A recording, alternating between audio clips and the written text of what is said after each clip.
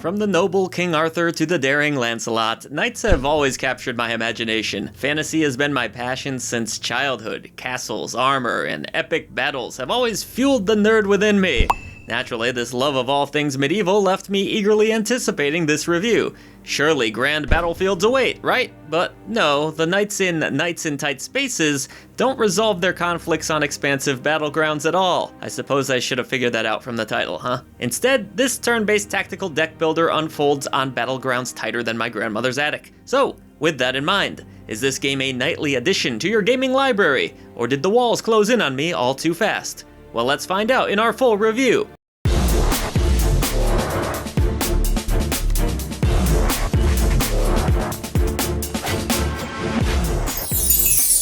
Hark, attend, noble souls, and do thee the honorable deed of joining us at the round table over at patreon.com/idreamofindiegames. Not only shalt thou be supporting independent content, but thou shalt gain access to the greatest indie gaming community within the realm of Discord. Knight thyself with early and ad-free versions of our sagas. Earneth a shout-out at the end of each video we create. Receive a podcast 3 days early, and much more. Thy new indie gaming community awaits thee. Knights in Tight Spaces hails from Ground Shatter, the talented team behind 2021's Fights in Tight Spaces. As you might expect, this title shares some similarities with a delightful knightly twist. In this game, you'll face a variety of foes in turn-based fashion across various cramped battlefields. Using a card-based system, your actions are determined by the cards you draw and select. The environment plays a crucial role in battles, allowing you to bash enemies' heads against walls or kick them off the screen entirely, among other tactics. The game is single-player only and offers a full story mode that provides around 4 to 8 hours of gameplay, depending on your skill and success rate. There's also a daily play mode and an endless mode, meaning there are potentially endless hours of gameplay to be enjoyed, more determined by how much you're loving the experience. Beginning with the story mode, players can choose from a variety of difficulty levels: honorable, noble, brave, hardy, heroic, and even a custom option where you can tailor settings to your preference. Some of the easier difficulties will allow you to retry battles should you fail, while others, well, it's run and done. I've been waiting to say that for ages. After selecting a difficulty level, you'll begin by choosing from 3 different fighter types: Brawler, Fighter, and Rogue. As you progress, you'll unlock additional classes such as the Mage. Each character has a distinct feel, and while cards are shared among your party of up to 3 characters, certain cards can only be activated by specific characters. This adds an extra layer of strategy, turning each battle into a delicate dance of tactics and skill. In story mode, you'll start with just a single character and must earn more through hiring them as you progress. From here, whether you choose to tackle the game's handy tutorial, which is highly recommended, or dive straight in, you'll find yourself on the campaign map. This is where you'll select your next battle location and unlock new paths with each victory. It's crucial to pay attention to the direction of the path, as some will lead you to shops where you can purchase new equipment and upgrades, while others will guide you to taverns where you can hire mercenaries to join your party using the gold collected from previous encounters. There are also items and potions of all sorts that can be equipped and used in battle too. Throughout your journey, you'll encounter brief story segments where you may need to make choices. These decisions can earn you rewards that aid you on each run, and may even unlock side quests that offer additional rewards. This adds a bit of an open-ended nature to the game, although the story itself may not be particularly compelling. Narrative shortcomings aside, where Knights in Tight Spaces truly shines is in its turn-based combat system, which is unquestionably the star of the show. While the game shares similarities with many tactical role-playing games, the unique environments and card mechanics keep things feeling fresh. There's plenty of depth here, but rather than overwhelming you with everything in a single tutorial, the developers wisely introduce new mechanics as you progress. For the basics, you can easily rotate the map, cycle through cards to select the ones you want to use, and target enemies just as you would expect. Easy peasy.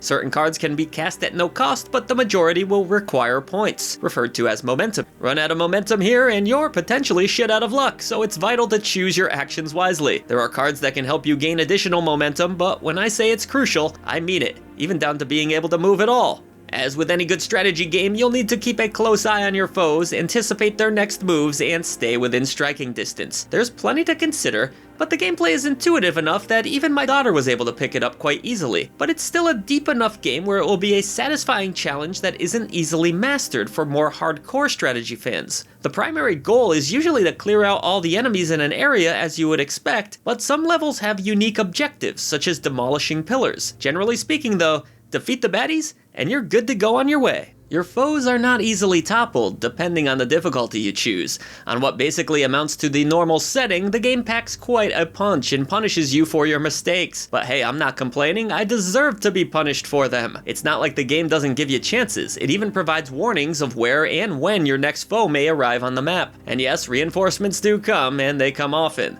Luckily, you can display their health with the click of a button to know who to target first. If you feel swarmed, there are cards that allow you to push or kick enemies back a few spaces, hopefully giving you a bit of breathing room. Complicating matters further is the variety of different enemies. For example, archers can strike you from a distance, so you'll need to be aware of the trajectory of their arrows, which the game does a brilliant job of showcasing. And then there are the environments, which I mentioned earlier. Get close to a wall or an edge and you can use your surroundings to your advantage, although your foes can do the same, so be careful. Plan things well enough and you can even maneuver enemies into striking one another, making them do the dirty work for you. It may sound like a lot, and it is, but that's the essence of strategy games after all. Even if I wasn't necessarily amazing at playing this one, I never felt overwhelmed by Knights in Tight Spaces. More importantly, I was always having a really damn good time. There are countless card combinations to experiment with, offering numerous strategic possibilities. I haven't even mentioned controlling a party yet. Your party members share cards and you can switch between characters on the fly at any time during your turn. This adds an extra layer of strategy to the game in a good way. Keep in mind your characters can die, and depending on your chosen difficulty, they may not be able to return, which raises the stakes significantly. There's more to learn, such as team-up attacks, but I won't bore you with every detail. This isn't a tutorial after all. What I will say is that Knights in Tight Spaces is a remarkably well-designed game.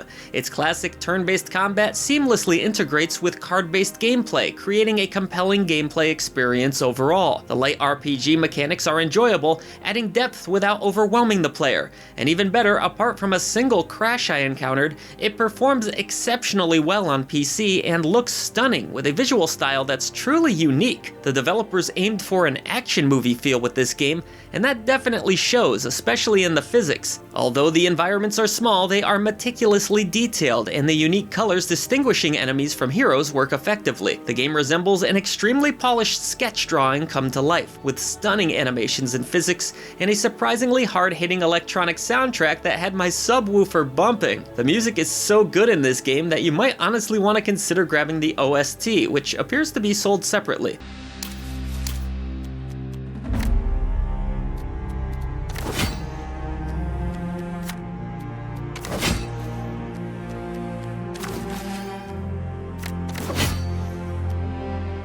It's a shame though that the sound effects took a more minimalist approach and are rather unremarkable in comparison. Are you hoping to play on your Steam Deck? Well, I've got mostly good news for you. The game does appear a bit blurrier on Valve's handheld, making some cards a bit difficult to read, but it's perfectly playable despite some frame rate drops not present on my PC counterpart. While you wouldn't expect it to run as smoothly as it does on a 4070 GPU, you won't have to feel bad about playing it in handheld mode either, as it certainly gets the job done, or at least it did during the brief 30 minutes or so I spent playing that way. With a stellar combat engine, procedurally generated maps for endless replayability, over 300 different cards to collect, and a diverse array of characters, Knights in Tight Spaces is a strategy lover's dream come true. While it may be a bit lacking in narrative depth, does that really matter when everything else is so impeccably polished? I was continually impressed by how enjoyable this game was to play, with its captivating soundtrack and stunning visual design adding the perfect finishing touch. If you're a fan of strategy titles and enjoy the idea of combining card mechanics with battles in tight corridors, Knights in Tight Spaces delivers an exceptional gaming experience. Here at I Dream of Indie Games, we believe that games are so much more than a number. That's why we have our 3 Genie Lamp tier system. A bronze lamp represents a good game with quite a few issues. A silver lamp is for a great game with just a few small issues, and the elusive golden Genie Lamp of approval is for those essential indie games that have to be in your collection. We also have the Rusty Lantern for mediocre titles,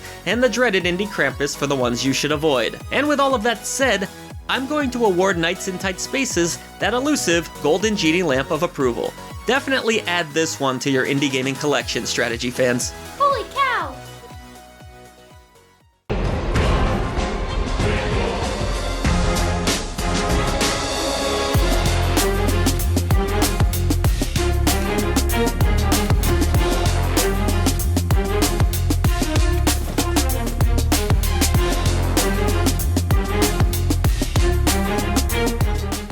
For far too long, you, the gamer, have been denied honest gaming coverage. Indie developers and publishers have lost their voice, but no longer. Like the video, subscribe to the channel, and head over to patreon.com/idreamofindiegames to join this epic campaign for indie visibility. The echo chamber trembles as our message grows louder. Voice to the voiceless!